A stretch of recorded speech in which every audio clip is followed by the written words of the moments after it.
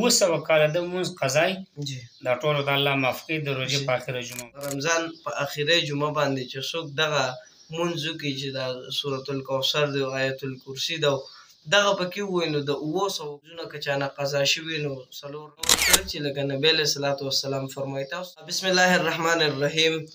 د اجس ټي وي خوږو کتونکو محمد فیاض اجس در سره یو پیره بیا مخاطب شو پېښور ته راغلی ما د مفتي عبدالرحمن صاحب خواله د دوی ډېره زیاته شکریه ادا کوو موږ له وخت راکړو سم یو پوسټ یو فلیکس چا جوړ کړو چې یاره د 700 کالو مونځونه چې کوم دی هغه تا ته چې کوم دی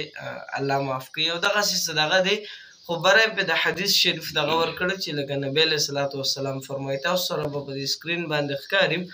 د دغې حوالې سره د مفتي صاحب نه تپوس کوو نو اول خو ورته پروګرام کې په خیرالی او هرکلی وایو السلام علیکم جی وعلیکم السلام ورحمت الله تعالی وبرکاته فیض بھائی خیر صحت ښه دی الحمدلله مفتي صاحب محترم څنګه یې ښه یې جي شکر دی ستاسو په راتلو باندې پېښور ته موږ هرکلی وایو اهلا وسهلا ومرحبا چې تاسو باجوړ نه راوړو تاسو رالی الله دې ستاسو په عمر کې په صحت کې او ټولو ملګرو په عمر کې برکتونه واچوي امین خوشحاله شئ جي ډېره زیاته مننه رمضان شروع دی جي روژه ده او روژه کې چې کوم دی بس دویمه عشره هم په ختمېدو ده خو زما مختصر سوال دی جي د اخیری جمعه ده که نه لکه بله ورځ د دغې جمعې حوالې سره ډېر خلک دا تپوس کوي چې د رمضان په اخیری جمعه باندې چې څوک دغه مونځ وکړي چې دا سورة الکوثر دی او آیت الکرسي ده دغه پکې ووایي نو د 700 کالو دغه چې کوم دی مونځونه قضا شوي هغه الله معاف کړي د دې شرعي څه حیثیت دی اسلام کې یا دغه حدیث چې دی وایي چې نبی علیه صلات وسلام فرمایلي آیا دا حدیث شته یا نشته دغې حوالې سره ستاسو څه موقف دی تاسو چې کوم لیکل ما ته وښودو نو هغه کې دا و چې یو سړی 4 رکعاته به یو سلام سره وکړي او دې کې 7 ځله آیت الکرسي ووایي او 15 ځله سورت کوثر ووایي بیا که 700 کاله د لمونځ قضای دا ټولو د الله معاف کړي د روژې په اخره جمعه باندې دې ته زمونږ د معاشره کې قضای عمري ویلی کېږي او د قضای عمري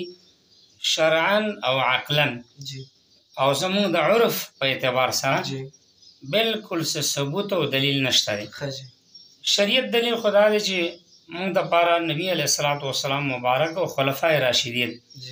چې د هغه نه سیدنا ابوبکر صدیق رضی الله تعالی عنه عمر رضی الله تعالی عنه عثمان رضی الله تعالی عنه علي رضی الله دا څلور صحابه کرام چې کوم فعل او قول او عمل وکړي دې ته سنت ویلی کېږي او دې لپاره دلیل دا دی نبي علیه السلام مبارک فرمایي علیکم بسنتي وسنتي خلفاء الراشدین المهدیین تاسو باندې نبي علیه السلام وایي زما طریقه ضروري ده او د څلورو خلفاو اکابرو طریقه دا به تاسو ضروري ده بیا به دې طرف ته موږ راشو چې دا 4 رکعاته قضای عمري نبي علیه السلام مبارک چې کوم حیات طیبه دا په 2 حصو باندې تقسیم دی یو مکی ژوند دی او دویم مدني ژوند دی د دواړو جانو مبارک سردار چې کوم مکی ژوند دی نو دا 12 سال 5 مہینے 13 دن دی او چې کوم مدني ژوند دی نو دا 9 سال 9 مہینے 9 دن دی دا دواړه چې رايوځي کې دینه جوړیږي 22 سال 2 مہینے اور 22 دن 22 کاله 2 میاشتې او 22 ورځې دا میاشتې او ورځې چې کټ کړو 22 کاله نبی علیه السلام په ژوند کې رمضان راغلی 22 کالو کې صحابه کرامو ته یو ظلم دا حکم نه دی ورکړی وروسته به لاړ شه خلفای راشدینو چې کوم دور دی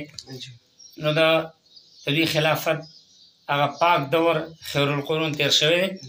دوی کې چېرته یو هم دا حکم نه دی ورکړی تاسو قضای عمرې وکړئ بیا چې کوم تاسو ماته دا وښوده دا لیکل دی کې د کتاب حواله نشته لکه دې پې لیکلي دي که نه چې نبی علیه صلات وسلام فرمایلي دي نو دا خو چې لکه دا خبره پکې راغله او زموږ د حضور پاک صلی الله علیه وسلم نوم راغی نو دا خو بیا حدیث شو که نه زموږ چې څومره د حدیث تا د څوک حواله لیکي نو کې اخر کې لیکلي چې رواه البخاري یا مسلم یا ابو داود یا ابن ماجه بیا په دې ټولو کې اصح الکتب بعد کتاب الله الصحیح البخاري شریف دی دا د علماء کرامو اجماع اتفاق دی په دې باندې یا صحیح کتاب دی بیا دا خبره چې دا حدیثو کې نشته یو سړی ځان نسبت نبی علیه السلام ته کوي نو دې باره کې د دواړو جانو مبارک سردار فرمایي څوک چې ما باندې داسې خبره وکړي چې هغه ما نه کړي دا دروغ دی لکه دا تصویر چې جوړ کړی دی دا فلیکس تیار کړی دی دا پیک خبره تیار کړی دغه کس لپاره خو دغه وعید دی چې فلیتبوأ مقعده من النار یوازې هغه کس نه که څوک هم دنیا کې تر قیامته پورې نبي علیه السلام ته نسبت د داسې خبرې کړي چې هغه نه کړي د داسې فعل کړي چې هغه فعل هغه نه کړی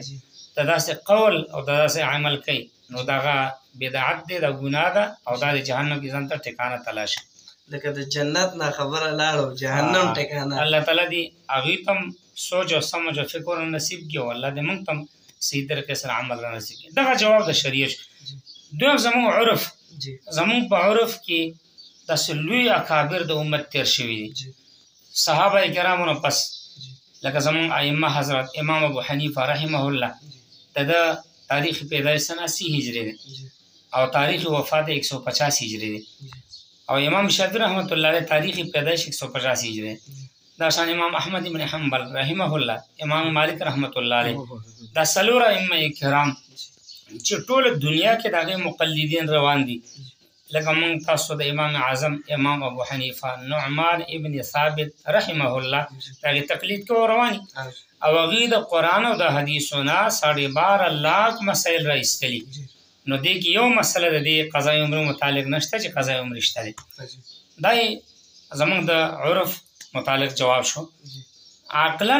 جواب ادا دی چې فیاض بھائی مونږ تاسو دا ټول کال چې مونږ کو ذکر اذکار نفلونه سنت واجب 3 رکعات وتر واجب او فرایض ټول کو ګرمۍ کې یخنۍ کې یخي او ګرمۍ نو دا خو ډېر آسان کار چې دا 3 رکعات مونږ کولې په دې 3 رکعات خو زما خیال ټول 15 منټ نه تیریږي 20 منټه کا نیمه غنټه کا نو مونږ ته دا ټول کار آسان وي نو مونږ چې وختن په د قران د دې آیات سره دا ټکراو دي چې تاسو باندې ان الصلاه كانت على المؤمنين كتابا موقوتا مونږ الله په وخت باندې فرض کړی دی نو دې کې خدای یو وخت شو چې وخت دی نو لہذا دا کوم ملګری کدي عمل کې مبتلا نو ځکه ته دا یو ورورولي درخواست کوم دا سه حکم باغی نه لګوم یو عاجزانه درخواست یو ورورولي درخواست چې دا عمل او دا کار پرې دی او صحیح طریقې سره د قران او د حدیثو او د اجماع د صحابه کرامو قیاس ائمه کرامو د دې هغه اتباع او اطاعت وو رب کائنات دې زما ټول اولس او ټول پاکستاني ورونه خويندې مشران کشران او کوم ملک دي او کوم ملک نه بیرونی ممالک کې مسافر دي الله ټول د ایمان د بدن اعمال حفاظت وکړي څومره حرمین شریفین بیت المقدس زموږ دیني مدارس تبلیغي مراکز مساجد خانقاهونه الله دې ټول حفاظت وکړي او الله دې موږ ټول داسې عقایدونه اعمال او افعالونه وساتي هذا واخر دعوانا الحمد لله رب العالمين د زیاته منل دا ډېره اهمه مسله وجې نو ځکه هم تاسو ټیم واغستو جزاک الله